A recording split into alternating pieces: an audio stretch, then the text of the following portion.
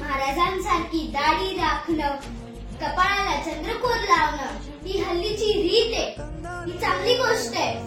पण केवळ बाह्यंगाने महाराज बनण्यापेक्षा अंतरंगाने महाराजांचे विचार, महाराजांची शिकवण बिंबवून घेतली तर ती खरी महाराजांना आदरांजली.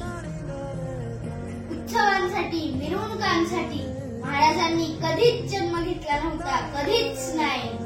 त्यामुळे महाराजांच्या जन्माविषयी चर्चा करण्यापेक्षा उभा जन्म महाराजांनी ज्या कार्यासाठी घेतला होता त्या कार्याला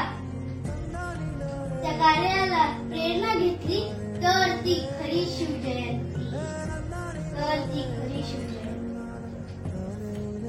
छत्रपती शिवाजी महाराज की